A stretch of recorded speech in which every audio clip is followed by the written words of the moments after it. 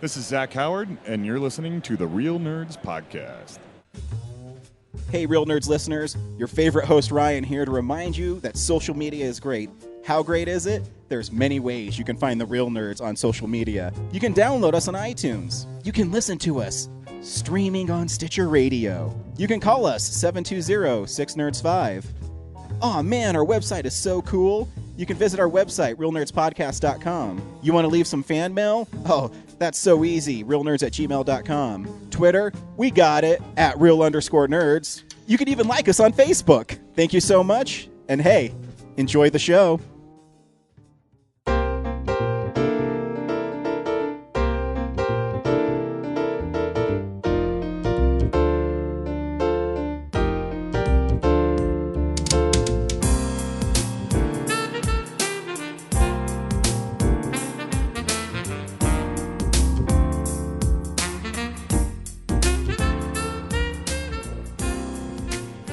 Welcome to Real Nerds Podcast, unofficially the official podcast of Denver Comic-Con 2016 and beyond. I am Ryan, and with me this week is... Henry Jarvis, I'm back. Woo! Sick of me yet? Yeah, Henry's back. Brad's here too, but he doesn't have a mic, so fuck him. Everybody. Brad's going to make sure that everything records well, and if he wants to talk, he's more than welcome to. This week, we actually saw two movies. We went and saw Sicario, and we also saw Really? The Martian.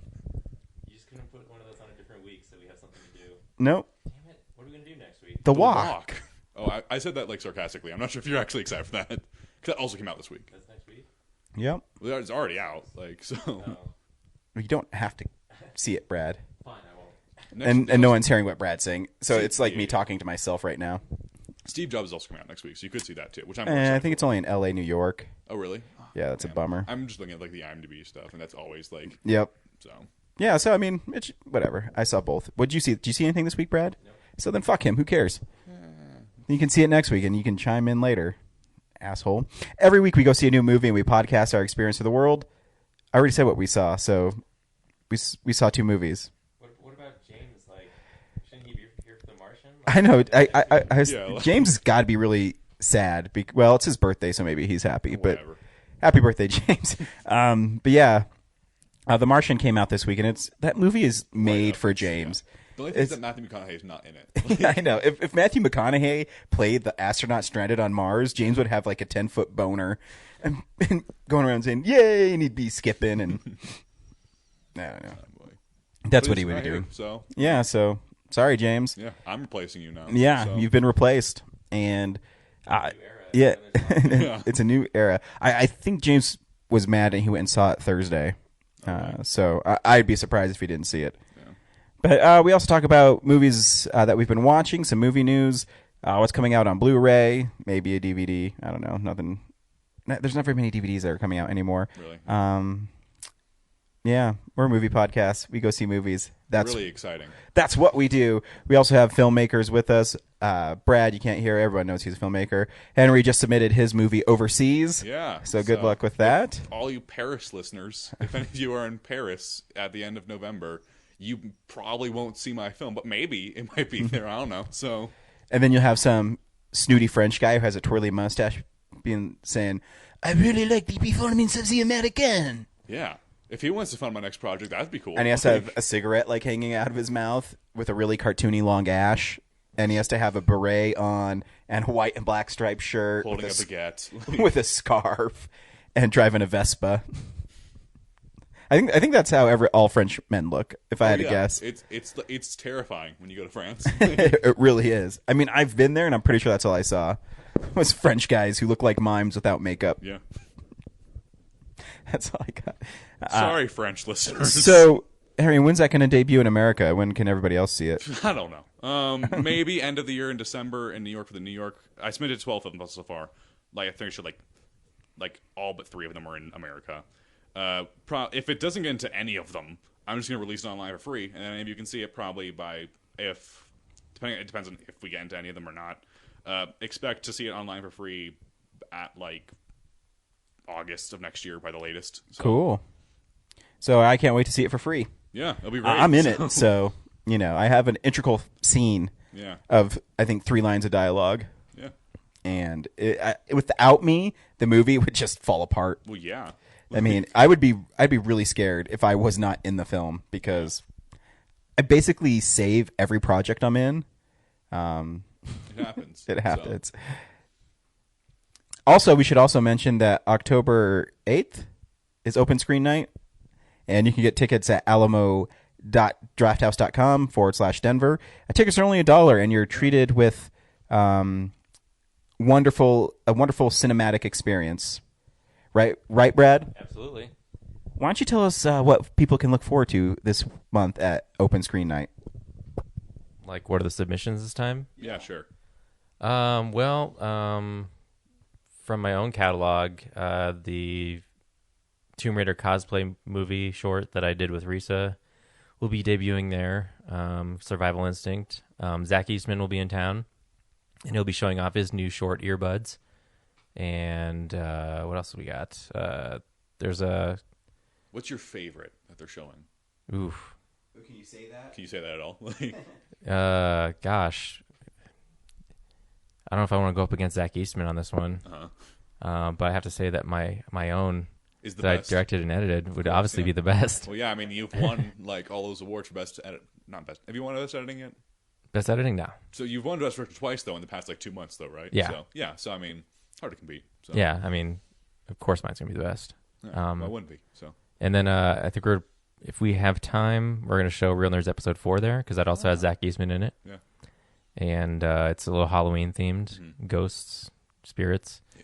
And then there's something from Brent, comedian Brent Podosek. He's got this short commercial. There's a film called Wildflower, which I haven't watched all of yet, but looked really nice. Yeah. Art film might be the best one. Yeah, and there's a couple other things that I can't remember right now, but yeah. All right. So it should be a good time. Yeah. And there's prizes for those who are chosen. Yeah, the best ones. So, yeah. We'll see who wins that. So. I'm ineligible, so there'll be no I mean, prizes given to me, but yeah. There's like 8 films, I think. Huh. So look forward to that. Yeah. There's also $1, so definitely go. Like, yeah, it's always... this is the first Zach Eastman film I've seen in a long time that he's put out. And Risa's in that one, too. So is this going to be open screen night, and it's going to have a theme, and it's going to be Risa? Is that the theme? Risa and Zach. Yeah, so that's good. It was cool. Zach was cool enough to share that with us, and I was able to watch it before everybody else. I haven't seen it yet, so I'm excited for it. Yeah, it should be. Because, I don't know if I should... I will say that podcasting plays a part in it. So, that's all I know. So and we'll somehow tantalizing. earbuds are part of it. Yeah, so. There you go. I know the original title was Unplugged. You changed it to Earbuds. We don't want to get confused to MTV, so Yeah. This is what is also playing at the Alamo Drafthouse next week. Hello. Hi, I'm Kevin Smith. Hi, I'm Leonard Maltin. Hi, I'm Mark Hamill. Hi, I'm Elijah Wood. This is Seth Rogen. I'm Christopher Mintz-Plasse. I'm Ron Starr. Welcome to the Alamo Drafthouse. Last time I saw you, I played it cool.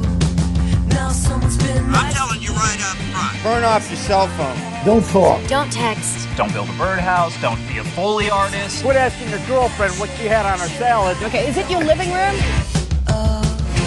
You talk or text during the film, I will punch you. You can find out who they are and then go cut their tongue out. Have a good watch. Bye.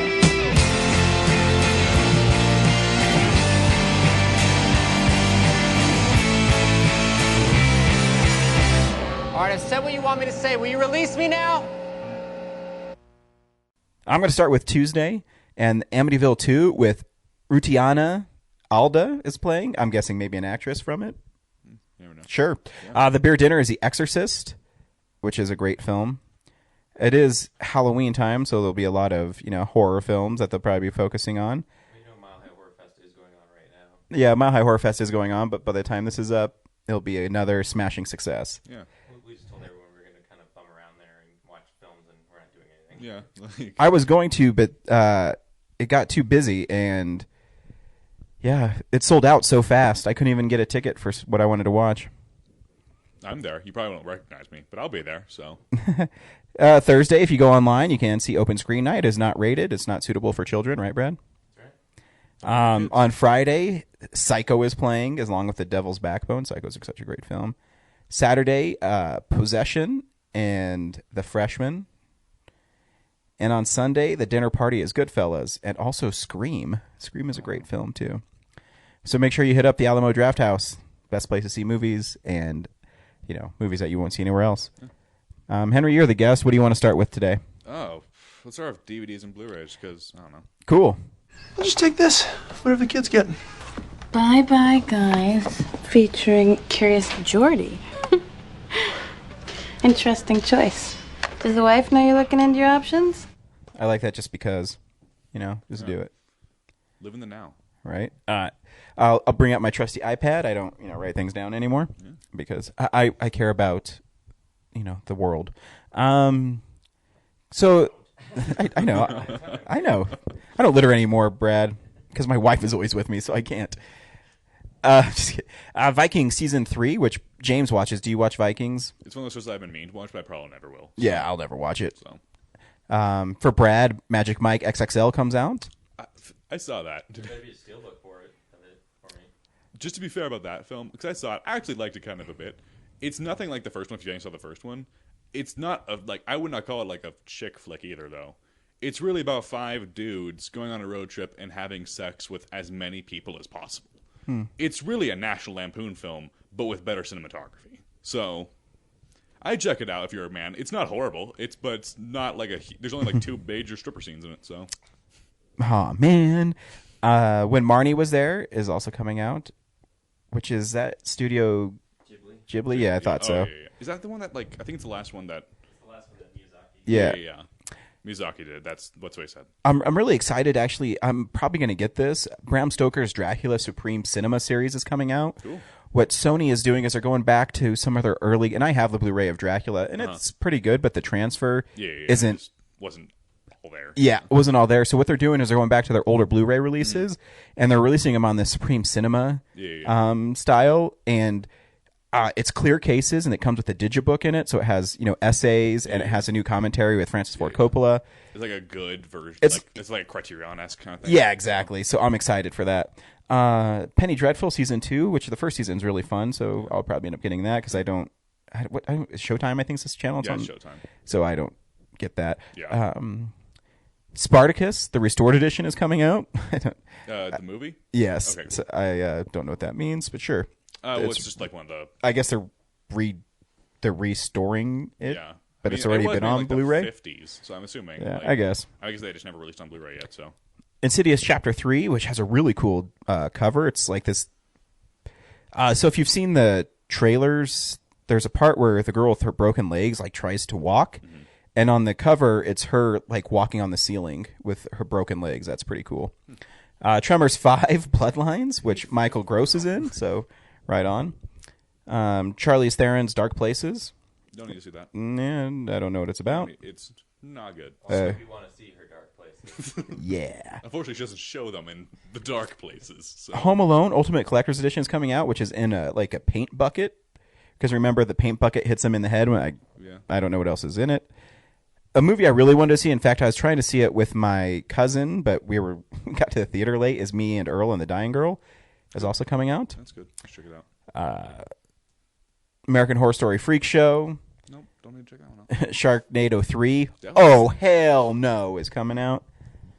Oh, boy. South Park Season 18. Nice.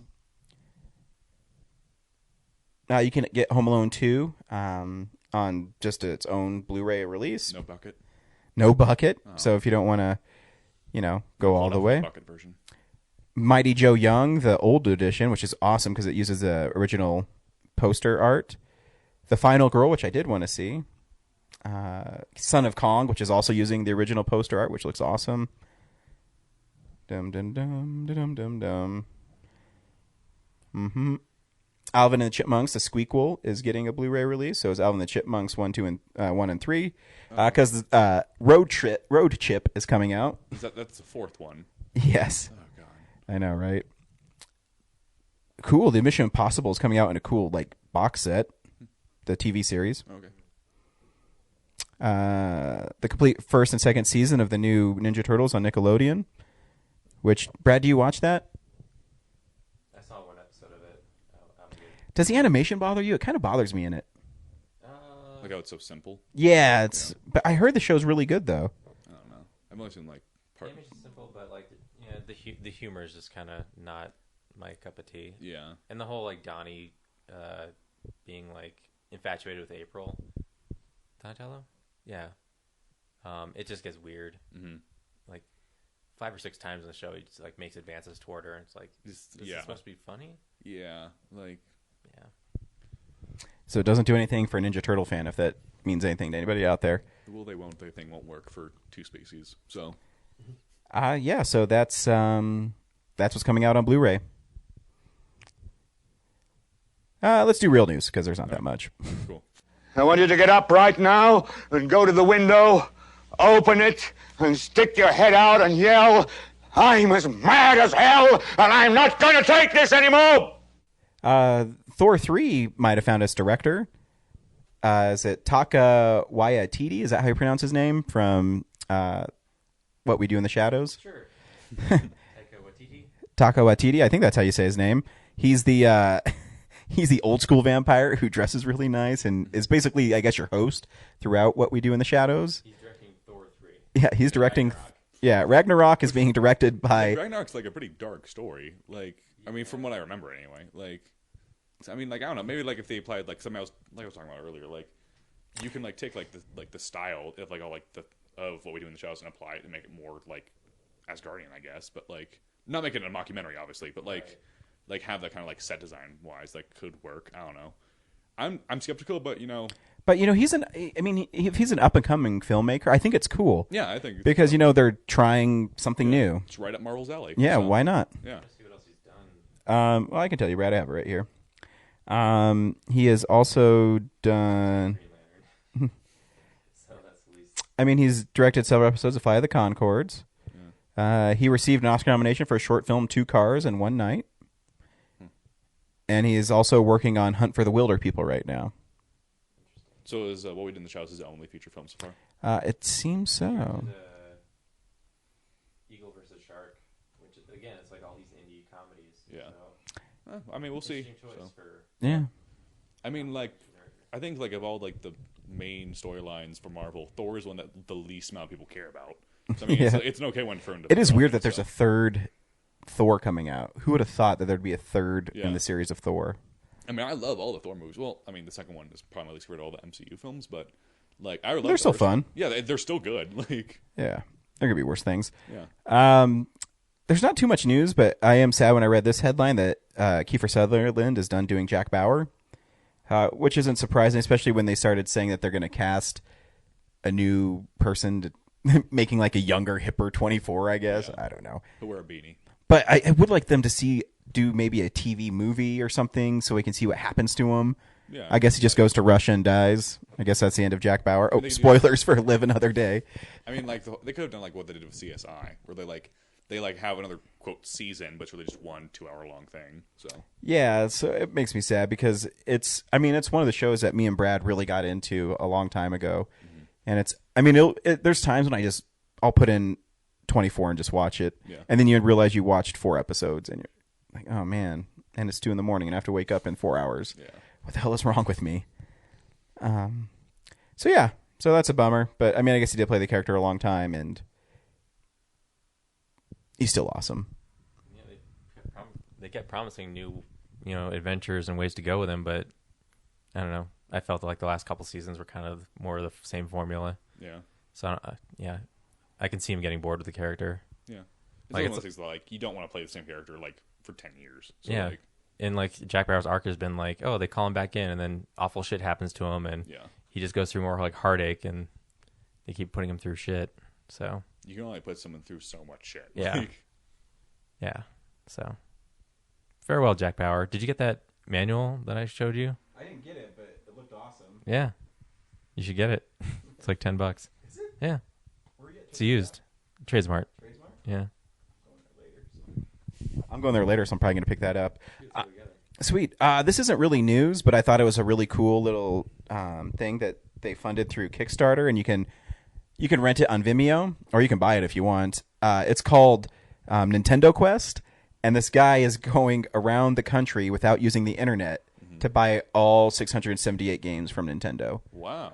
The cartridges, and he's not using the internet. He's just going to game stores and saying, "Hey, can I find this?" Hoping that they have something. Yeah, and it's just because I like Nintendo on Facebook, so anytime it's mentioned, I always get sent something.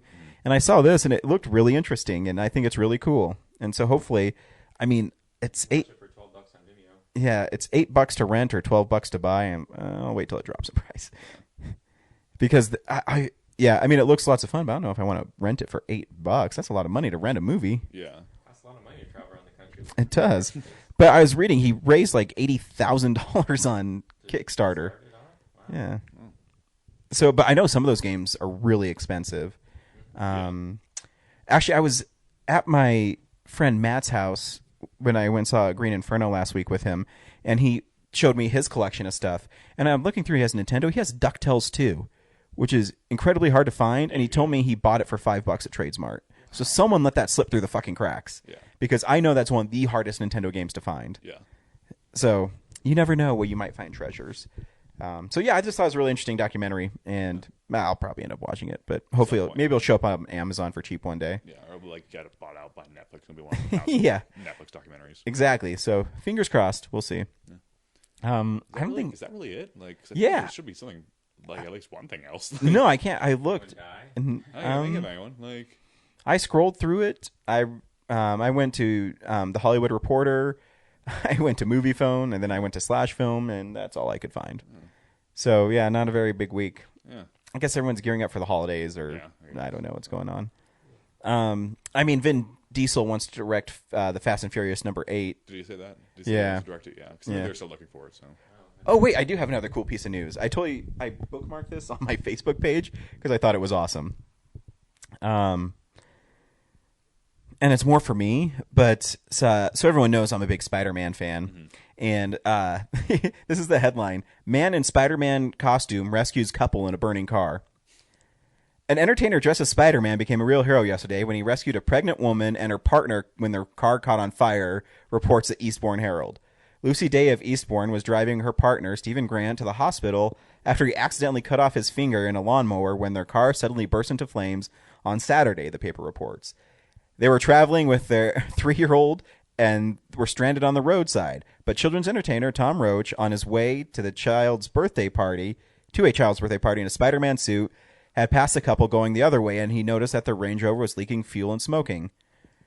We could smell unburnt petrol, obviously from England, and we could see smoke pouring out from under the car. It was something out of an action film. I was expecting the car to explode at any second, Roach said. We tried flagging them down, and when they stopped, I was shouting for them to get away from the car. We called them over to us, and they got out in the car. She was saying, we need to go to the hospital, and we drove over there as quick as we could. So yeah, some dude in Spider-Man costume saved some people from a burning car. So the guy cut off his finger in the lawnmower, and they were on their way to the hospital? Yeah. And then their car exploded. Yeah, and their car caught on fire. That's just a series of really unfortunate events. Yeah. Well, don't stick your hand in a lawnmower, I guess. Was the lawnmower in the car? I don't know how. It doesn't really explain it. Because they said he was driving there, then a lawnmower cut his finger off. I know it almost sounds like a comedy. Yeah. There's a pregnant lady, a man with his finger cut off, and their 3-year-old son driving down the road, and their car catches on fire. More like a redneck air conditioner. Nah. I told you it was a bad idea. I did. I told you that yesterday, and you said no. The air conditioner for a lawnmower was a great idea. Chip, chip, cheerio. And I told you over our spot of tea and our biscuits that it was a horrible idea. And now here we are being saved by Spider-Man. At least we have free healthcare. Yeah. So yeah, that's movie news. Yeah, I can't think of anything else. I usually bookmark things if they're really important, but I couldn't think of anything. I mean, all the new shows are starting up. I guess we can talk about that and more watching if any of us watch any of it. So yeah, I do. Yeah, we can talk about what we're watching. Yeah. So this is a box office guessing game. Show me the money! Cool. So James predicted that The Martian would make over 50 million, and he's going to be right. Right now, it made almost 20 million yesterday. So they're saying it's going to make $53 million this weekend. Which is so like a lot more than they were expecting. Yeah, so good for The Martian. Yeah. So next week, Brad, is Pan. We have something to Pan. see. Yeah. Or The Walk. So Pan is a big budgeted movie starring Mr. Wolverine, Hugh Jackman, and other people. Rooney Mara, that's right. She's Tiger Lily. The guy from Tron Legacy. Garrett Hedlund. Yeah. So, I'm guessing Pan's going to make $30 million. Yeah. I think it's either going to be Pan or The Martian again. So yeah. I can't see anything. Or maybe is The Walk getting like a wide release? It is. I mean, I also like, I don't know anyone who's excited for that. So yeah. I don't think it's going to do. I've been reading reviews for The Walk though, and they say in 3D it's pretty amazing. Yeah. Well, I heard like people were getting like actually like getting vertigo from it. Yeah, and Zemeckis. I mean, he's a pretty cool director. Yeah. So. Flight. Where all he learns is he shouldn't do drugs. Does he even learn that at the end of Flight? No, because he goes to jail and he's like, time to do more drugs. Yeah. So, like, my wife's saying, "Oh, I really love that movie." Of course you would. It's depressing and people die in it. Also, I was. Also, the ending doesn't make any sense. I was before Sicario. I was watching trailers, and Freeheld was a preview. I haven't seen anything on it, and it's Ellen Page and Julianne Moore, and Julianne Moore is their lesbian couple, and she gets stage 4 cancer or something. She wants to leave her pension to her, and they won't let her because they're not technically married. And as I'm watching this preview, I'm like, is this made for my wife? Lesbians fighting for a good cause. Yeah, it sounds about right. Yeah. Thank you. Thanks, honey. Where's my wild fried dipping sauce? All right. I'm just checking. Where's my... Do you have a Diet Pepsi for me? She has a middle finger. All right. So yeah, I don't think Pan's going to do that well, actually. Oh, really? I mean, it could, but I think it's like that. Like neither of us knew it was coming. Or yeah, none of us knew it was coming out. It was supposed to come out, I think, 6 months ago. Yeah, and they like, couldn't get. They kept. This is like the third time they pushed it back. Yeah, so. I think that they said the special effects, but then when I see the trailers on TV, there's a part where Hugh Jackman plays Blackbeard, and he turns to the camera and says, "Welcome to Neverland," and it looks really bad. Really? I mean, you can tell he's totally in front of a green screen. Yeah. But I don't know. Yeah, we'll see. Who knows? I think like. When I saw the trailers in theaters, I thought, oh, it looks kind of fun. So I'm yeah. gonna see it. So I mean, I don't know. Yeah. My wife really wants me to take her to see Black Mass, but I'm like, eh. Yeah. I liked it more than everyone else did. I know James wasn't a fan. Yeah. I mean, like everything James said, like because I saw it like opening night. Everything James said, I was like, that makes sense, but I still like I enjoyed it. So I'm gonna talk about it when I've been watching. Oh really? Oh, we'll talk about that then. So cool. So I guess next we'll do what we've been watching. Are either one of these any good? Sir? What? Are either one of these any good? I don't watch movies. Here, Brad's eating right now, so we'll let him start. Just kidding. I didn't watch too much this week. I'll mention that I've been watching Scream Queens. It's pretty fun if you haven't watched it yet. I watched like the first episode. I haven't caught up yet, though. It's pretty silly, but I like it. Yeah. I watched So I Married an Axe Murderer, which is a movie I loved in high school, and it stars Mike Myers as a beat poet in San Francisco. That way, that's what hipsters were back then, were beat poets. And he's afraid of commitment, and then he meets Nancy Travis's Harriet. She's a butcher, and they start dating. And his mom reads the Weekly World News, and they come across this article called Mrs. X, where she murders her husbands on their honeymoons. And so one thing leads to another, and so Mike Myers thinks that Harriet's Miss X, and it's just really silly and funny. Yeah. And Mike Myers plays his Scottish dad who sings Rod Stewart songs in it. It's just a fun movie. It really reminds me of being in high school, even though I think it came out when I was in middle school. Yeah. But in high school was when I really went to Blockbuster and was renting a lot of movies. And it's still a pretty fun movie. And then I went back and I was looking and says, man, does Mike Myers even make movies anymore? Not really. Yeah. I mean, he Love does. Guru kinda killed his career. Yeah, so. he does like a Shrek every year, like a Shrek Halloween, a Shrek Christmas. He directed something recently. Did he? Oh yeah, he did the documentary, right? Yeah. The documentary. It's called The Documentary. I can't. It's like a question, isn't it? The title. Huh? Isn't like the title like a question? Oh, it's not. It does sound like a funky. Yeah, it was like yeah. Remember, it was a documentary about like some person. It's like a character documentary. So, Google Mike Myers and you'll find it. Yeah. Please make Austin Powers 4. I thought they were in there. Like, they were going to like parody like the Daniel Craig Bond movies now. That'd be fun. Yeah, who knows? You know, I forgot to mention, I was listening to Film Explosion 95 today, and the trailer for GoldenEye totally spoils the movie. Yeah. They say his old nemesis 006. I'm like, whoa. All right. Yeah.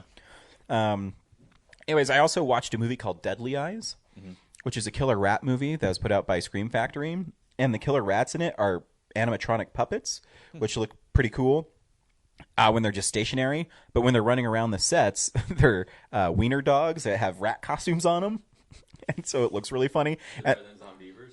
No, it's not better than Zombievers. But there's parts when they're running, like chasing people through the sewers, and you can hear like barking. It's pretty funny. But in it, there's this lady plays like a health inspector, and she goes to the docks in New Jersey, or it's really Canada, and there's this corn that she says is tainted, and the guys don't want to give up the free the corn because he's supposed to make money off of it, and then they end up burning it. By burning it, it mutates the rats because they've eaten it, and now they have no other food source except to eat people. And so it's rats eating people. Oh, sounds like Foodies, but with rats. Yeah. All right. But yeah, I mean, it's like a totally cheesy 80s movie. It's not a good movie at all, but it still has like this charm that, there's animatronic rats, and then when they're not animatronic, they're dogs dressed up as rats attacking people. And what's cool about Scream Factory is they always have cool documentaries. Yeah. And they're interviewing the guy who designed the creatures actually went on to do Alien and like Predator movies, and so he did a lot. And he used to work for who did the original Alien movie? It wasn't no, I mean the effects guy. It wasn't Stan Winston. It was Tom Woodruff, maybe. Anyways, he went on to have a pretty good career, and he's talking like he's infamous now for that movie. And the writer producer of it went on to do Dexter. So like, really? Wow. They're all like pretty big guys now. So yeah, I mean, if you're looking for like a totally silly movie that's dumb, but I mean, like has every person rats. has like that one weird film they did originally. Yeah. So, like, and I mean, if I'm bored one day, I'll watch it again. Fuck, Brad, you were hungry. Jesus Christ. Give me more. So yeah, that was fun to watch. And I love Scream Factory because they actually treat shitty movies with respect. Yeah. And give you, I think the more special features than most big movies get nowadays. So it's pretty cool. And the last thing I watched was I rewatched Avengers: Age of Ultron, and it's still badass. The Blu-ray's beautiful. It sounds amazing, and it comes in a blue red candy Blu-ray case. So it's cool. Yeah. The movie's still lots of fun. Yeah, I mean, it's funny. The action's really good in it. There's actually this really cool scene that I didn't notice before at the beginning. Just little moments. Yeah. And there's a part where Iron Man is flying, and these guys are coming at him with machine guns, and he grabs a dude and he flies through the truck and like knocks them all out. It's pretty awesome. Yeah, I still had fun watching that movie. Yeah. So yeah, another win for Marvel. Yeah. Marvel. I'm trying to think the last Marvel movie I watched where I wasn't entertained. Yeah. I mean, do you count Elektra, like, the non-MCU films? Yeah, maybe Ghost Rider: Spirit of Vengeance. Yeah, or like what Fantastic Four, maybe. Oh yeah, I forgot about that one. So. That came out this year. That was a piece of shit. That's one of those times that, like, I mean, I was on the podcast for that episode, and I continuously forget that film still exists. I know. Came out. I do that all the time because right about now, as I start writing all the movies I've watched this year, because I have to get ready for our film Explosion. Yeah. And every year I go, oh yeah, that movie came out this year. And then sometimes I still forget. 2 years ago, I forgot to put Machete Kills on my list because I still forget.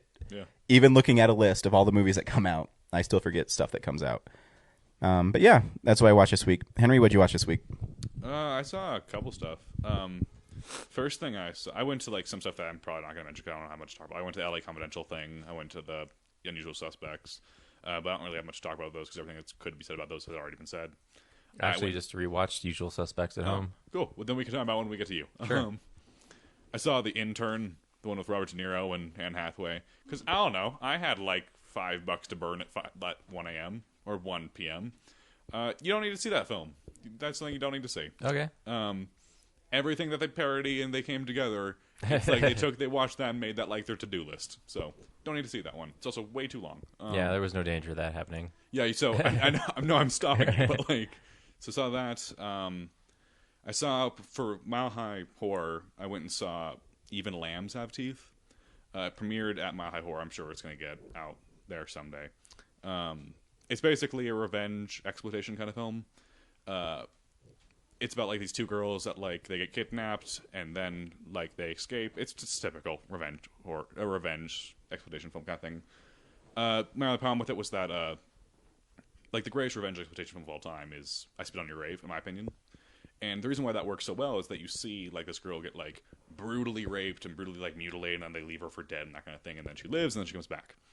In this film, why I don't think they got that is that they rape the girls and they like beat the girls and all this kind of stuff, but they never show it. Like they start the scene like it's about to like lead to them being raped or lead to them being like brutally murdered or whatever, and then it like fades to black, and then it cuts back later and they're all like, oh, it happened already. So when the revenge actually happens, you're not really, I mean, you're rooting for them obviously because like they're raped and murdered. You just don't see it, and so you don't really have that thrill of it. And then also when they do the revenge stuff, it's not like anything new. It's all stuff that I've seen done before. So, so yeah, I saw that. That was kind of, I mean, movies, I'm sorry? Even Lambs Have Teeth. Oh yeah, I heard about that one. So yeah, I mean, if you're looking for like a revenge exploitation film, you don't get a lot of them per year, so you can check this one out. I'm trying to think if I saw anything else. Not really. So I think if I did, it's not memorable enough to talk about. So yeah, what do you see? Well, I'll start with I went to the drive-in and I missed The Intern. Yay. Which I guess I didn't miss The Intern. You did not, no. And then I caught the second half of Black Mass. Uh-huh. Or as I heard on a comedy podcast, Black Miss, Tyler Perry's Black Miss. Christmas movie.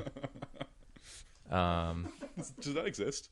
Because that wouldn't surprise me if that existed. Oh, well, I think he did a Tyler Perry Christmas movie. It's just not called Black Miss. Yeah, I think it was like the Medea one. Yeah, Medea. A very Medea Christmas yeah. movie it was called. Anyway, so yeah, I saw this like the second half of Black Mass, and I was like, you know, keep in mind I didn't see the setup, yeah. But what I did see, I was just not engaged in at all. Yeah. A lot of people talking on screen. There was like one murder. Yeah. That went down, and I was generally lost. Yeah. And it's hard to like. I didn't want to go see that movie to begin with because I felt like it really. I don't know if it was their intention, but from the marketing, I just felt like they were glorifying how awesome of a bad guy this guy is. Yeah. When it's like you should not be rooting for this. Yeah, I think it's more like I interpret it more as like them trying to show like how not notorious and not how awesome, but more of like how bad he was and like how ruthless he was. But also like, I mean, there are some scenes where you see like the ruthlessness of it. Like, I mean, I'm not gonna spoil it, but like, without giving, yeah. I mean, like, there are like there's only really like 2 female characters in the entire film. Mm. And they really don't serve any purpose other than to launch into the next act. Yeah. Like, were you there at all for 50 Shades of Grey Girl? No. Because she like plays like girlfriend, wife, I don't know, of Johnny Depp's of Whitey Bulger, and she's only there to launch into the second act, and then Juno Temple's character is only there to launch into the third act. Yeah, I saw her get murdered. Yeah. So I guess I can spoil that. It's been out for 3 weeks. Yeah. If you wanted to see it, you probably saw it by now. Yeah, I mean, like, that was, I thought, like, when you see, like, okay, that's when he's bad, when he, like, forces, like him to murder his, like, stepdaughter. I thought that was kind of, like, okay, that's pretty bad. But, I mean, it was also, like, one of those things where I was like, and I will say, I was very excited for this film going in. Like, all the trailers, I was like, this is one of my most anticipated films of the year, and I was pretty disappointed by it. So I'm not saying it's good by any means, I'm saying it's suitable. I mean, you don't get there's usually like one crime gangster film per year. Yeah. And we could have got a lot worse. So it's certainly not my favorite by the director. So yeah, I just didn't see anything special. Like it wasn't bad, but I just didn't see anything that made it stand out. Oh yeah, it wasn't. I mean, like everything I've heard about. I mean, I'll say it again. I liked it. I thought it was pretty enjoyable for the most part. But everything I hear everyone say about, like last week when James was talking about, and then you talking about now, I can't dispute it. Like I feel the same way, but I just kind of still liked it. So hopefully, Legend, which is the next gangster film to come out this year, is gonna be better. Oh yeah, with Tom Hardy. Yeah, playing 2 roles. See, that's an interesting angle. Yeah. So I think you just need, like with gangster films, they've been done so much now that you need to add something to it. Yeah, for sure. And then the last movie of the triple feature that was there was Vacation. Oh, I saw that. Yeah. Yeah, I saw it. Oh, I didn't see opening night. I saw it like the opening weekend kind of thing, just out of boredom. Right. I will say that is the most forgettable film this year because it was really like I saw it at maybe like a noon showing, and then like that night I was like, when's that Vacation film coming out? And I was, oh wait, I saw it this morning. Yeah, it was so like it has some funny bits, but overall, like I was looking at my watch going like, is this 2.5 hours? It feels like it. Yeah. And then I fell asleep like right when they get to that like the hot springs. Yeah. And then the whole Chris Hemsworth bit I missed. You didn't miss it. Yeah. Like Chris Hemsworth is really only in it for like 5 lines. Yeah. So. But it's like this because it's mostly about his sister. Yeah. And so I missed that whole part of the story. But you don't need that. No. I mean, like everything in that film you could have cut out. Yeah, they're all just strung together. together. No film. So overall, just don't make that film. Like they're just strung together random incidents that just. I mean, honestly, like thinking about it now, it probably would have made an okay Fox sitcom.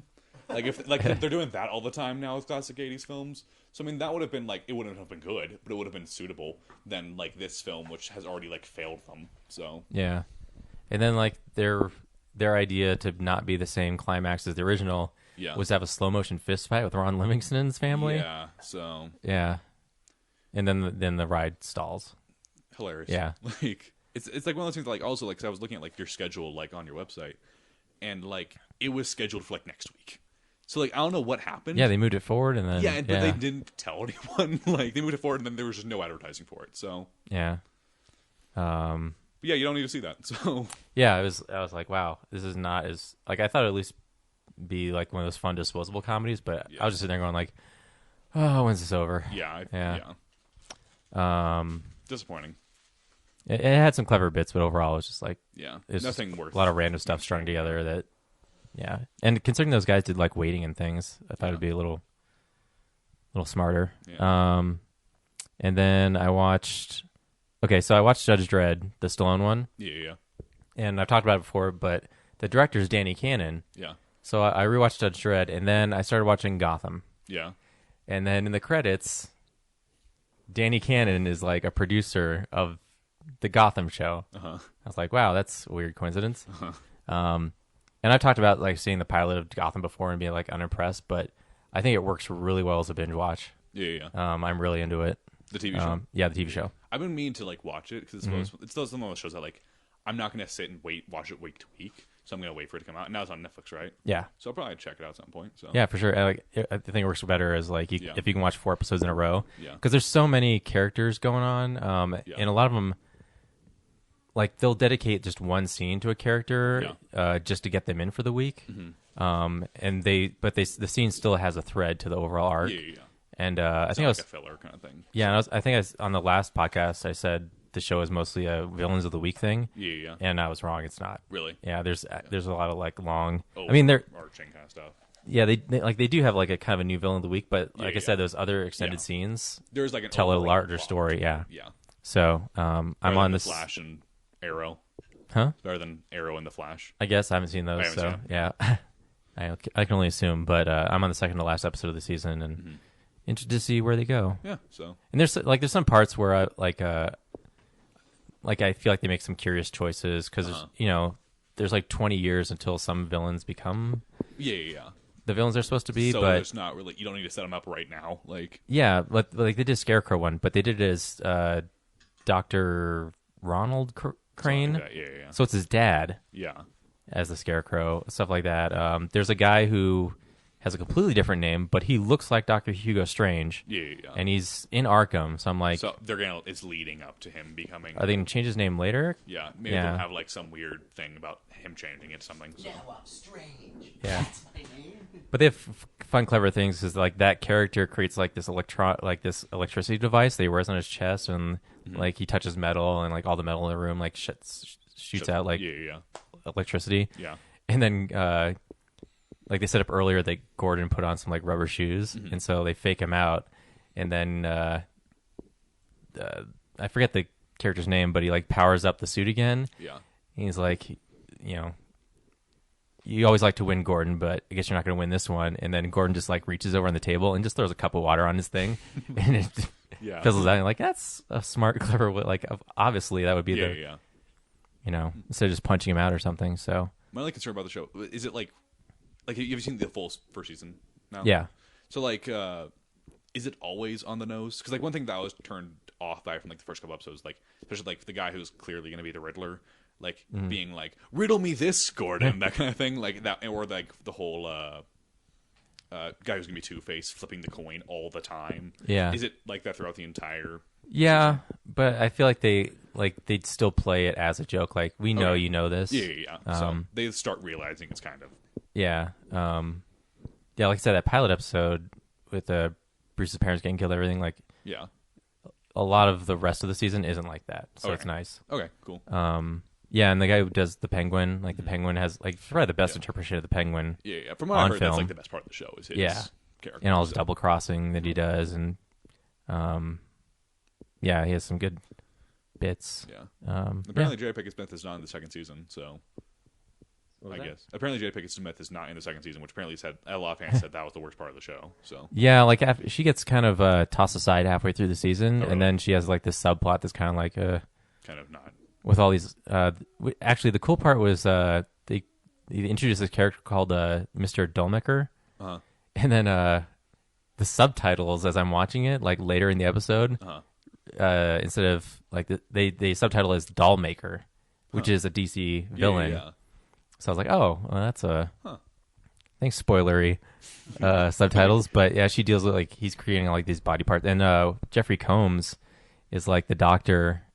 His like secondhand man, he gets turned into like a half woman, half guy thing after he screws up. It's like a really weird. He's replacing people's body parts, and she actually gouges out her own eye to thwart his plans and stuff. But yeah, that whole arc is like, I could do without this. Yeah. She could have just disappeared and come back 6 episodes later. Yeah. So and then the last thing I saw was The Editor, which is a Scream Factory release from the guys who did Father's Day. Oh. And I like Father's Day, and what I felt made that work was the humor, and this movie I didn't find funny at all. Yeah. It's visually stunning. Like, it looks really cool. And there's some shocking stuff in it, but I just wasn't as entertained by the comedy of it. Yeah. So... I read that you have to be a fan of that Italian style of horror to get the jokes and stuff, because it's like an Argento horror type thing. Yeah, I heard they're pretty spot on with it. But if you haven't watched them, then it's because I read the review of it on Blu-ray when you .com when you said you're going to go. Did you buy it? Yeah, I own it. So when you went and got it, and I saying, you like that Astron 6? I'm like, maybe you'll get it. But I heard you had to be. It's pretty much on the nose of that Italian horror. So if you're a fan of Italian horror, they said you'll love it. Yeah, which I'm not. Like I said, I thought it'd be more of like a comedy of it, but it's really like pretty straightforward. I mean, there's some goofy bits in it, but it just wasn't funny. So is it like just a hard satire rather than like a parody? So I guess, yeah. Yeah, where it's like trying to be it more than parodying it. Yeah. So it's like they're trying to do that style, but also blend in their own humor. Yeah, which doesn't really. Yeah, and then you watch the documentary, like the making of, and I think halfway through they blew their budget. Oh, really? And so they really scrapped together the last, scenes that they had to do. Like a lot of it's shot, like their parents built the set. Oh. Like there's footage of them like painting the walls like at 2 a.m. And stuff, and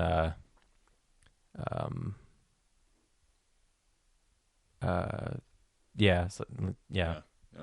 I don't know where I was going with that. Anyway, I was just trying to remember it was weeks ago, but yeah, there's a lot of like just calling in friends to help stuff. And, Was it like a no budget kind of thing? Yeah, I mean, I think they said they got some money from like a Kickstarter. Yeah. But also, it's like a newer kind of thing. Yeah. Okay, cool. Yeah, it was like last year. Oh, okay, cool. I for some reason I'm thinking like 90s. So. Oh no! It's it's like last year, and like it's Canadian. Oh, okay, cool. And like the one big star is like Udo Kier. He's like the German dude and everything. Yeah. And it's funny to watch the behind the scenes where he's just like super gracious to like even be in the movie. Yeah. In like in his interviews, they have this like mangled, like one of the girls' faces get ripped off in the movie, and they just put it back on her.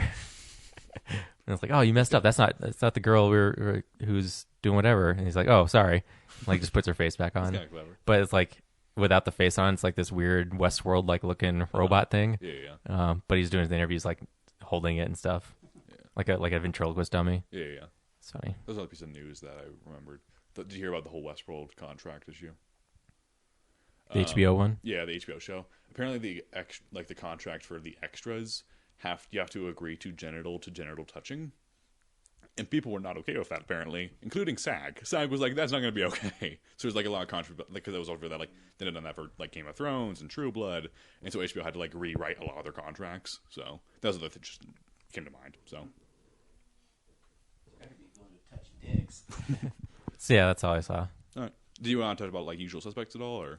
Yeah, I said that when I was trying to remember like the cool thing that I watched in the documentary, which I have the special edition, right? Yeah. And I pop it in, and the menu that comes up just has like the trailer, and something else, some promo, probably a TV spot. I'm like, where's the making of that's on the back of this thing? And I remember buying it used. So I'm like, oh shit, did someone give me like the regular edition and just stuck it in a special edition case? And then like 2 days later, I realized it was like a dual disc, so there's no printing on either side. You have to flip it over to the standard side and get the rest of his features. But like, God, what was it? Oh, Chris Farley, that's what it was. Stopped by just to hang out on set during like when they're in the parking garage. Yeah. And they shoot those two guys up. I forget what he said. It wasn't anything super funny. Yeah. Oh yeah, Bryan Singer. He had to test out the squibs, so he did like one on his forehead, and then so he did that, and it was like he had this hole in his head, and then Chris Farley showed up and was like, "Hey, you should probably have that looked at," you know. Yeah. But I was like, weird. Like of all the people that show up on the Usual Suspects, like Chris Farley. Yeah, and that was like before like Bryan Singer was really anyone big. Yeah, so, that's like, he had one like he had like one big like low budget anything that he made, and it didn't get like distribution. Like it won awards, but it didn't get picked up. And he did the Usual Suspects and then X-Men, so. Yeah, so. And then he's done only, like, superhero blockbustery stuff since, so. Yeah, and Valkyrie. Oh, yeah, Valkyrie, yeah, I forgot about that one. Yeah. So, but yeah, it was cool watching all the actors talk about, and then talking about how Benicio del Toro was such a weirdo. Yeah. I think they said that was his first big role. I can't think of anything before. He looks really young in it, so, like. Yeah, and Gabriel Byrne didn't want to be there. Yeah. At first. He was really reluctant to do it, and then when he saw Benicio del Toro, like everyone was watching del Toro like do this weird character. Yeah. And then I think Kevin Pollak in the interview is like, and then you watch the movie, and he's the only character you're paying attention to. So he showed us. Yeah. Yeah. Anything you want to say about Usual Suspects? Still a great movie. Yeah, I mean, it was the first time I ever saw it. So, oh, okay. So I saw it at the Alamo because they were doing the show, and I thought I should probably see it in theaters if I'm going to see it for the first time. Oh. And so, yeah, it was fine. So. What did you think of the twist? Well, I mean, I've known the twist for a while, so it's one of those things where, like, I knew. You're just waiting for it? Yeah, so. Yeah. Yeah, they're talking in the special features. They're talking about even the actors, like. Did they kind of hide it from them? Yeah, like Bryan Singer kind of like for a while, because I think there's even that shot where Gabriel Byrne is Kaiser Sose in a flashback. Yeah. So on set, he thought he was Kaiser Sose until the release. Huh. Yeah, and then like when they do that wide shot of Kevin Spacey looking out on the boat, and there's the Kaiser Sose is firing down from the captain's level, like that's also Gabriel Byrne. Huh. I know there's like one shot of him like after they say his like backstory of him killing like the people that tried to kill his family, like in like the house on fire. It's walking away and you see like it's like a Fabio type guy. Mm-hmm. So like I mean it'd be pretty easy to like kind of trick the crew or get the cast, I guess. So, right? Yeah. I guess that makes sense. Yeah, and he also had a different name. It wasn't like it was Kaiser Sume, I think. Something like that, yeah. And I think there's some like copyright thing that they had really? to change. So, no, it was the co-writer of the movie. Oh, isn't Ralph McQuarrie the director of Mission Impossible 6, 5? What? Christopher McQuarrie. Maybe I say Ralph. Hang on. Great podcasting. But yeah, I mean, I liked it. I mean, like, it was the first time like I had seen it, so like, I don't know. It was one of those things I didn't really acknowledge like Kevin Spacey's acting in it until the end when like you kind of get he's playing an act. So like, I thought that was pretty good. So yeah, there's this whole shot of him like looking at the wall before Chaz Palminteri comes in, and if you, so I didn't know like that part of it. Like I didn't know like the whole like he's saying look just getting stuff off the wall. Right. So I'll probably have to rewatch again to see like notice him doing that kind of thing. But well, that's the thing they talk about in the special features, that it's still ambiguous. Like that's how powerful the shot is like you can read it as he is reading stuff off the wall or he's just sitting there bored. Yeah. I almost got it. Where is it? I was going to say, like, even though I knew, like, the twist, I didn't know how it was going to be revealed and everything. So I thought it was really well done. So. Sorry, I've almost got it. It's just loading. But anyway, this is right. He is okay, yeah, he wrote The Usual Suspects and directed Mission Impossible Rogue Nation. Huh. And I forgot why I even brought that up. Damn it. Because he's awesome? Sure. Special features? Yeah, special features. What is he doing? Shit. One day I lost it. For Tom Cruise.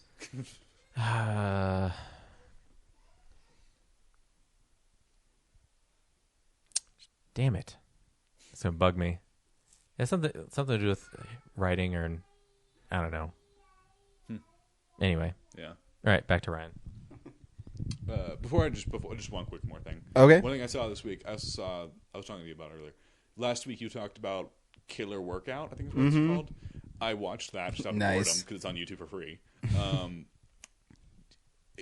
I'm not sure if it was supposed to be hilarious. Like if it was just like trying to satire. Is it so bad that it's funny? It's so bad that it's funny, but I'm not sure. But it's also so ridiculous that they might know what they're doing. Because I mean, like, there's so many things like cause it's really about like it's like a serial killer movie about people that are just killing people in like this like for all those people that go to this one jazzercise place. And like, there's like certain things like characters will say things. I'll be like, so did like the writers and directors like know that this is supposed to be that it's funny? Cause everyone still goes to the jazzercise class even after like 5 of them have been murdered. And like one of them's like, why are any of you still here? I'm not gonna come here anymore because then I'm going to die. And so I'm not sure if they're trying to be like I don't know.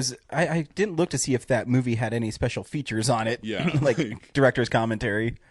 I do remember the original name of it was Jazzercide, but You mean Aerobicide? Aerobicide, yeah. I was gonna say because like also in the film it's not called like the title card says Aerobicide. Yeah, but it's spelled like homicide. Yeah, they never say Killer Workout. Must be some sort of distribution problem. They were just like, we're gonna call it this easier to make. Because I know a lot of 80 horror films were distributed in different titles in different countries. Yeah. So it might have something to do with rights or something. Who knows? Maybe the thought of suicide in the title of the film is not like fun enough. I guess. But yeah, I mean, it's free and it's like only an hour and like 70 minutes. Or no, not an hour. It's only 70 minutes. So like it goes by. Does it go by fast or is it a long 70 minutes? It goes by. It doesn't. I don't think it like slows down. Like it's very much like it's the same pace throughout. So if you can watch like the first 10 minutes, cool. You'll know like okay, this is how it's gonna go. So, also, tons of nudity. Like, you can't go like 5 I'm gonna fucking get like, that movie then on Blu-ray high def. Yeah, like I mean, like it's also like another thing that I think was like, do they know is that like everyone's wearing jazzercise clothes throughout the film, regardless of if they're working out in the jazzercise place. They could be at like a restaurant and they'll be wearing the jazzercise stuff. Like, sweet. So yeah, I mean, like I checked it out just because I was bored, and so if you can find it and you just have like an hour. Well, I'm glad we inspired somebody to watch Killer Workout. Yeah, like of all the stuff you've recommended, like that one stuck. Very cool. Yeah. Do you have a comic this week? Come on, you fuckers think that just because a guy reads comics he can't start some shit? Yeah, I have one. It's not like a newer one. Cool. If you have, you might have read it. It's the New 52. I reread all Cool. of Grayson. Oh, cool. Because I'm a big Dick Grayson fan. Nice. I've always have been, and so like I read it once, then I read his new arc. Mm-hmm. Or I mean, I should say like the Nightwing story, and then I'm reading Grayson as well. Mm-hmm. Both of them are really good. Now he's a secret agent, right? Yeah, it's he went to like a farm like in like Britain that's only girls' school, and so he's like training, and then there's like he's undercover there because there's like another guy there who's also kind of evil, and so yeah, I mean like if you just want something that's kind of cool, it's not like a well talked about one, and I think Dick Grayson's a good enough character that he does warrant his own comic. So cool. I do know that there is a really cool trade paperback for that, and you can find that at Colorado Coins, Cards, and Comics in Arvada, Colorado. Make sure you check it out. There's also this sweet new Hush book that came out that's called Batman Hush Noir, and it's just in black and white. It's pretty sweet. I haven't opened it because it's sealed, but I picked it up. I'm like, oh, man, this is awesome. Yeah. So, yeah. You can pick that up, Colorado Coins, Cards, and Comics. But Grayson, yeah, I've heard a lot of good things about that. Another one you should check out if you want like more of a Marvel type one. I don't know if either of you have read any of the Moon Knight, the new one. I haven't read the new one. The last one I read was a while ago. I would check out at least like the first 2 issues of it, just because the art style is really interesting. Like it'll be like full 2 pages with just one panel in like the upper right corner. Like they're really taking advantage of the fact it's comic, and they're not doing it very standard. It's very like mystery while also being very like artsy kind of as well. Cool. So if you're into like kind of interesting kind of art styles, check it out. So. Hi, buddy. Just watching us? Silly guy. Yep. That's the thing, Moon Knight's just like an underrepresented kind of character. Yeah. Probably you. He's always like a cool character, but for some reason he could never catch a break. Oh, yeah. It's because like people really don't know how to write him. Yeah. They either want to make him full Batman, like Marvel Batman, or they want to make him full psychotic. So. Yeah. And you really can't out Batman. Well, I think like the thing about like Moon Knight that I like about him is that like he's Batman if Batman was like utterly insane, because like his like whole thing is that he just does not care. He will kill anyone, and that really messes with his ego. Like if you want like a really good arc for him, it's called Gods and Country. It takes place after Civil War, and it's him dealing with everything that just happened, and he's hallucinating and he's seeing every other Marvel character talk to him. And it's about him kind of dealing with that. So it's like I think Moon Knight is very much less of a superhero comic and more of like an eternal, what would it be like if you became a superhero in real life kind of thing. So, see, I would think it'd be badass. Nothing can bring me down. Yeah. So, yeah. And then he's also been killed like 3 times. Yeah. And lived. So he has a cool character design. Oh yeah. So Marvel's not even they're not going near him like movie wise. They like. I wonder why. I guess he is pretty hard to write. And I think it's just like they don't want to be compared to Batman either. So like, he kind of I mean, he has like it's a gray whitish kind of suit, but and it's a hood. Yeah, but yeah. No, I forget which one I got. It was maybe 5 or 6 years ago. He had a little limited run that was pretty good. I forget who wrote it, but it was pretty good. Yeah. He seems like a character that's really cool, and no one can really write his potential. No one can, find his voice is probably a good way to say it. I don't think he's gotten like a really like he hasn't had like his great arc yet. Yeah, so. We're challenging people out there. Write a good Moon Knight arc. Yeah. This week on Real Nerds Podcast, we went and saw 2 movies. What movie do you want to talk about first? We can talk about The Martian. So cool. Okay. So the first movie we saw this week is The Martian. And should people go see The Martian? Yeah, I was pleasantly surprised by it. So. Yeah, actually, the thing that surprised me is actually how funny the movie was. Yeah, that's what I was thinking too. It's pretty lighthearted for being stranded on a planet, and too for Ridley Scott. You don't see him tackling light material too often. So go see it. Here's the trailer for The Martian. I guarantee you that at some point, everything's going to go south on you. Ready? And you're going to say, this is it. This is how I end. Commander, Martin's dead. We have to go now.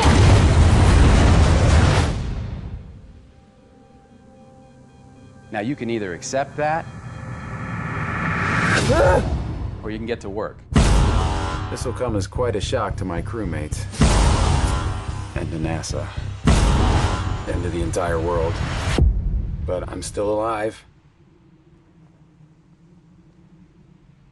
Surprise. Here's the rub. It's gonna be 4 years for another mission to reach me. And I'm gonna have designed to last 31 days. So I gotta make water and grow food on a planet where nothing grows. But if I can't figure out a way to make contact with NASA, then none of this matters anyway. We've got an incoming message.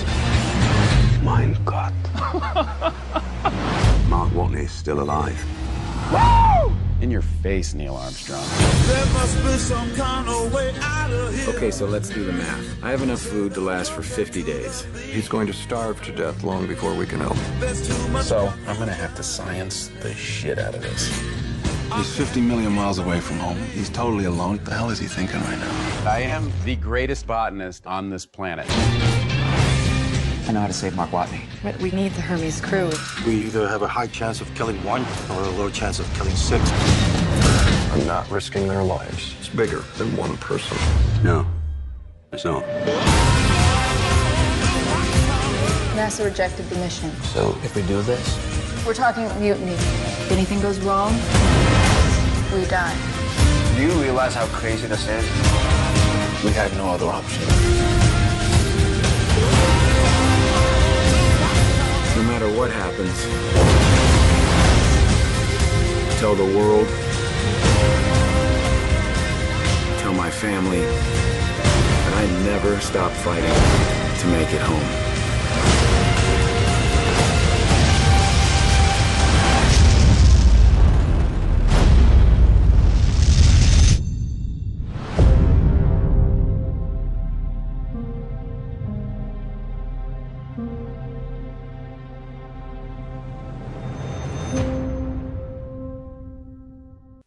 You get from the trailer, Matt Damon is a scientist who is thought to be lost on Mars, and his crew takes off, and he has to find a way to survive for 4 years on Mars. And it's like basically Castaway on Yeah, people have said like it's Mars. a very good mixture. It's like if you mixed Castaway and Apollo 13 together, then you get Yeah, because you also have them trying to figure out a way to save him. yeah. It's like if you had Castaway, but everyone like home knew he was still alive, and they were trying to figure out how to get him. So. Yeah, exactly. But no, the movie's really cool. It, of course, it's shot really well. I think Ridley Scott is amazing with the camera. Did you see it in 3D? No, I did not. I said the 3D was actually I was pretty pleasantly surprised by it. I had a feeling it might be. They have a lot of scenes. Anytime you have scenes where stuff is flying through this on the screen, it gives it nice depth. It doesn't do any like the cheap out kind of like whoa 3D kind of stuff. So yeah, he doesn't do that at all. I think it's just. I think primarily just like it's like because I think like good 3D is when it's not coming out at you but going past. Yeah. So and I know Ridley Scott said he's only going to shoot in 3D now. Oh really? Yeah. So. I mean I can't think of like any like because it's not going to be like another Gladiator or like it wouldn't make sense for it to be 3D. So. Yeah.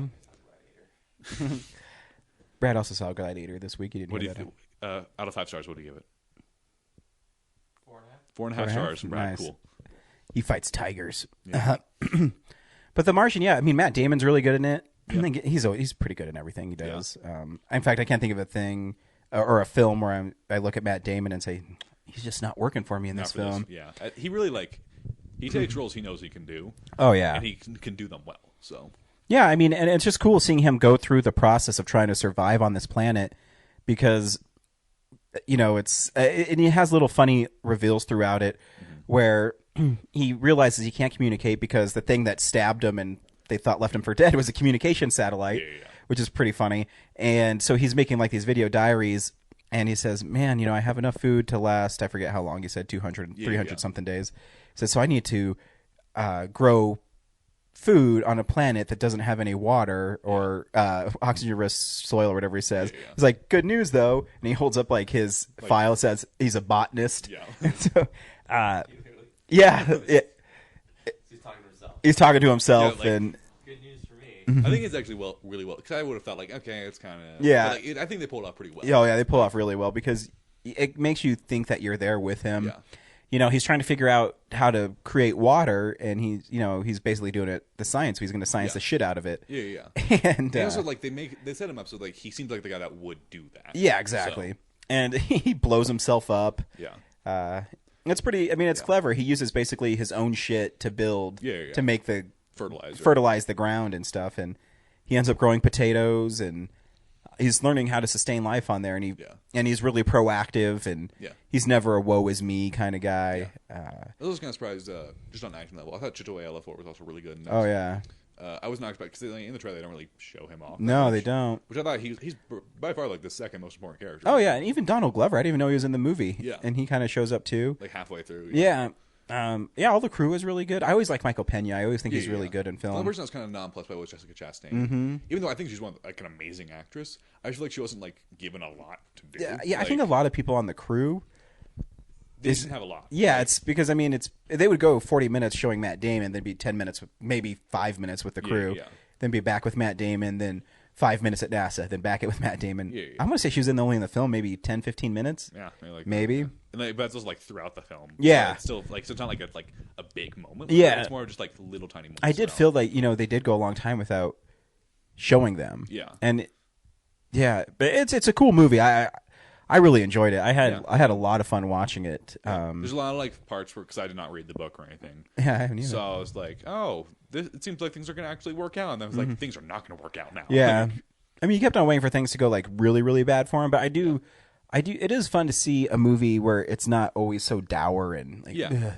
like when he first so makes starts like essentially IMing like the world. Yeah, and like he does like the stuff that like makes like NASA pretty much hate him. Yeah, I thought that was like pretty clever and like make it kind of more fun than like I don't know because they do have those like kind of tender moments. Yeah, like there was one that I thought was gonna be bigger, but I thought it was kind of cool how so they made it like when he first sees Jessica Chastain after not seeing anyone for so long, and like you see his face. Yeah, and you see how he realizes I'm actually not going to die. Yeah, and I think that was really well done. So yeah, and he's. The little scenes they had where they're trying to, because a lot of Apollo 13, they're trying to figure out how to save him. And, they have to take the cone off the top of this, and they have to take the windows out. And he says, oh, I could be Iron Man. To poke holes in his, like, suit so he can propel himself. Call himself Iron Man. That's funny. It was just a cool movie. I thought it was really well done. I felt like, one thing I'll say is, like, even though the crew was not in it as much, they somehow managed to have really good chemistry. Yeah. Like, you felt like they did like each other. So. Oh, yeah. No, I have nothing but praise for this movie. I really enjoyed it. Yeah. Is it Castaway on Mars? Yeah. Yeah, I mean, it's a good way to describe it. Yeah, Castaway on Mars. Yeah, pretty much. With science. Yeah. It was one that I was not really, like, super amped for. It was, like, one of those things like, okay, that's fine. I'll see it actually. But, like, I was actually pleasantly surprised. I thought it was really good. So. Yeah, I know first time I saw that trailer, I tweeted at me and it says, this is like James's wet dream. Yeah. Ridley Scott, space, NASA, man fighting for survival. James was just like dream about this kind of movie, and they made it for him. So yeah, I mean, definitely go see it. Yeah, it looks great on. I did see it in a pretty big screen though. It was at the AMC. It was like the Theater 10, so it was one of the really big ones. So it looked really good. And the thing that always worries me when I go to matinees like that is the old people. Oh yeah. Because they'll talk and they can't hear each other, so they talk really loud. But no one talked to my theater, so I was also because I went to AMC as well for the film. I was like, this is going pretty well. I'm liking no one talking so far. Yeah, because I always have that fear when I'm not at the Alamo. Oh yeah. Saying, oh man, I might be in trouble here. But no, it went well. Yeah. So yeah, I mean, it's hard to describe this movie because it's literally Matt Damon trying to survive, and I don't know how else to. Because I also don't want to like give anything away if people are listening right now and have not seen it. Yeah, because he does a lot of clever things. Yeah, because like how they like kind of let things kind of unfold, I thought was well done. Yeah, so. I think so too. So yeah, I could definitely go see it. Yeah. And now let's totally change gears. And the second movie we saw is Sicario. Yeah. Should people go see that film? Maybe. Depends on who you are. So I mean, if you saw the trailer and thought I'm gonna like that film, or you like kind of depressing, kind of darker, kind of Oscar-y kind of films, yeah, go see it. If you're not, if you had like to choose between Sicario and the Martian, go see the Martian. So. Yeah, I actually think this movie is awesome. I thought it was beautiful. I think it was shot so well. Yeah. Emily Blunt's really good in it. Yeah, here's a trailer for Sicario.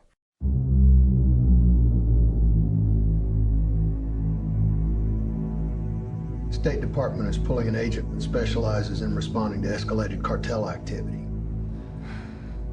This is not my department. FBI!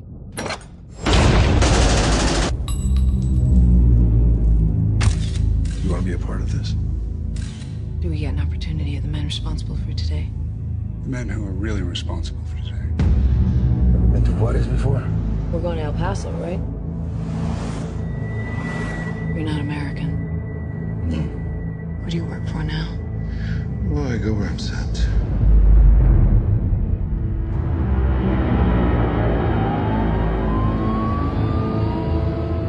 Every day across that border, people are killed with his blessing. To find them would be like discovering a vaccine. Nothing will make sense to your American ears. But in the end, you will understand. Spotter vehicle, left lane. Spotter vehicle, 9 o'clock. Get your weapon out.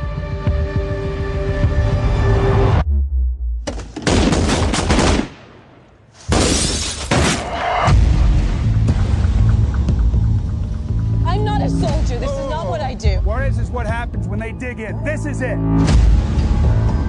Gotta be careful around these people. CIA is not supposed to work this side of the fence. I just want to know what I'm getting into. You will not survive here. You use me as bait. Freeze!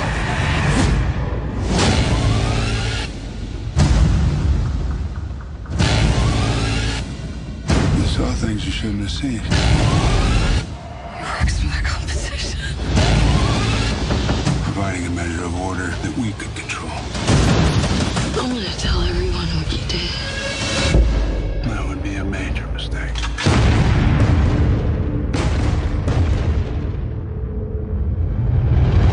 The movie is one of when I saw the trailer for this, I was right away excited to see this movie. Oh yeah, I mean, I'm not saying it's no. I know, I know what you're saying, but yeah, I mean, you do. There's a couple light moments in it, but I think Josh Brolin's character acts as like the comic relief. Yeah, he's not like a funny character. No, like, but his demeanor is so off-putting because of what is. But I thought what was really clever in this film, and I guess I'll tell you about the film. Emily Blunt plays an FBI agent who specializes in kidnapping. Mm-hmm.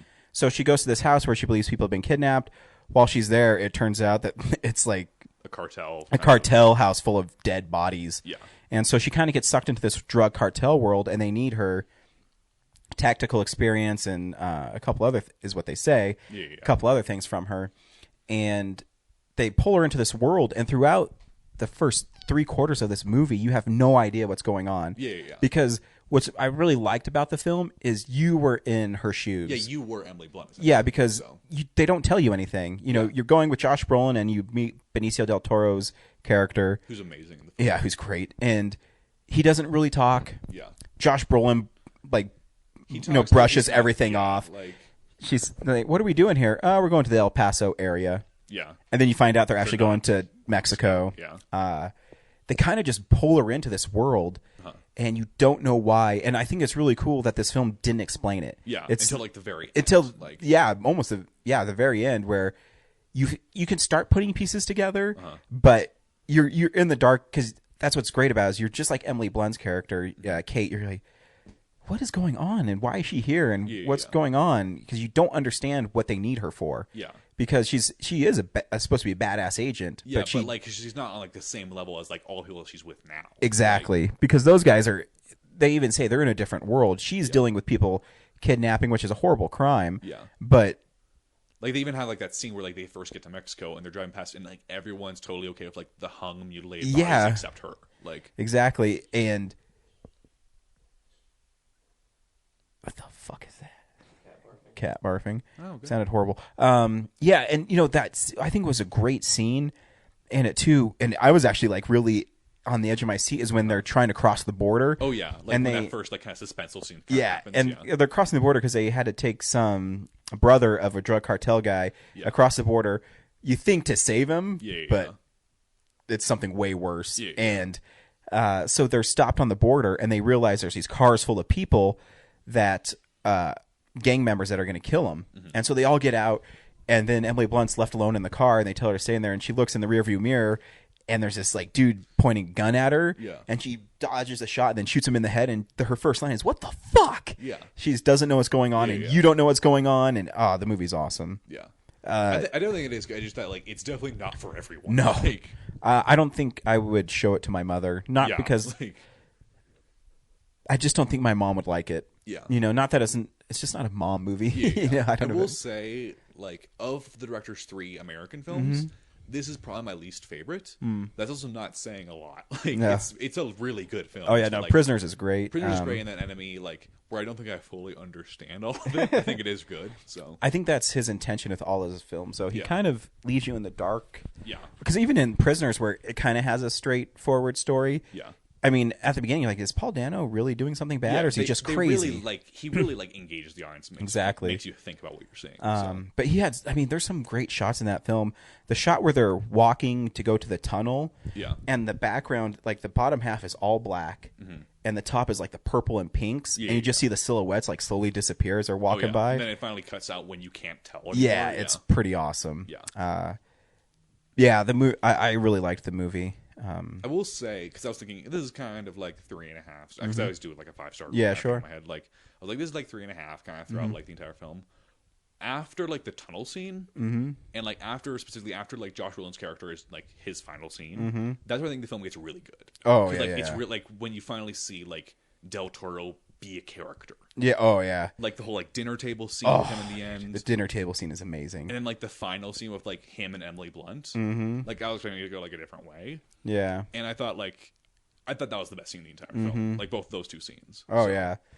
Well, that too, because Emily Blunt, it was awesome because her character portrays who she is, and you can see it in her face without her saying anything. Yeah. And I was almost hoping that she pulled the trigger at the end. Yeah.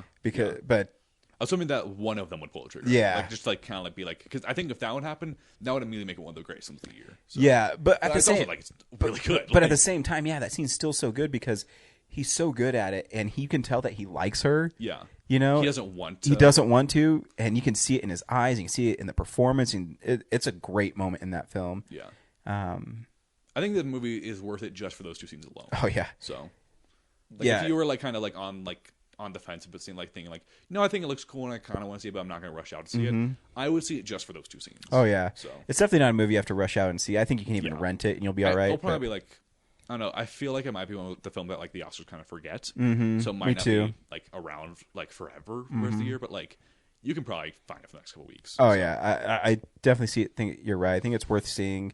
It's gonna be one of those movies that's so well done, and it's just gonna be overshadowed by something else. It's gonna be like this year's kind of like Nightcrawler. Yeah, where like it's really well done and like it's really good, but it's also like not the Oscars' taste. Yeah, it's so dark and so kind of not menacing, but like uncomfortable kind of feeling. But so you hope that Emily Blunt and Benicio del Toro get nominated. Yeah, I think Del Toro has the best shot of anyone. I think so too. And I think the cinematography might be nominated as well. So it's a beautiful film. So. It's a beautiful film. And Emily Blunt, like I was looking at like varieties, what they predict for everyone, and she's not like even in the top 10, which I think is stupid. So I watching, I was like, yeah, she'd make a good Captain Marvel. Yeah, because I think that too, because it's between her and Rebecca Ferguson right now, right? Because either of those two would be amazing. Oh yeah. So I'm a big Emily Blunt fan. I think she's great. So yeah, both these movies. That's what I mean. These both could end up in my top 10. Oh yeah. I still have a lot of movies to see. We're getting into that like I really can't wait. It's not next week. It's the following week. Is Bridge of Spies. I really can't wait for that one. Every time I see a trailer for it, I say, Spielberg doing Cold War. Yeah. I'm excited with Tom Hanks. No, yeah, of course. I was thinking like, has he done something with Tom Hanks? Yeah, he's done Saving Private Ryan. I'm not like sure. And like, Catch Me If You Can. Yeah, but he's done like a ton of. Yeah. What am I thinking? So yeah, good week for movies. Yeah. Next week we're seeing The Walk, or you'll find something. We always find something to watch. Pan, maybe. Maybe it'll be another indie film. Yeah, who knows? Yeah. I'm trying to think of anything else I need to say about Sicario.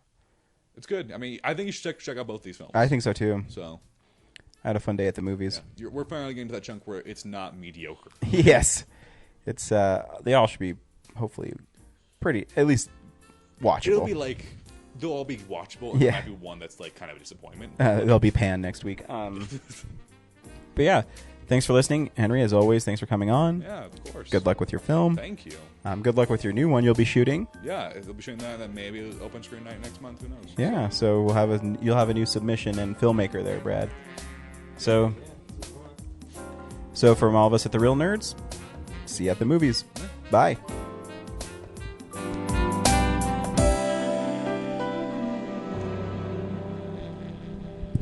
Visit our website, realnerdspodcast.com. You can tweet us at real_nerds.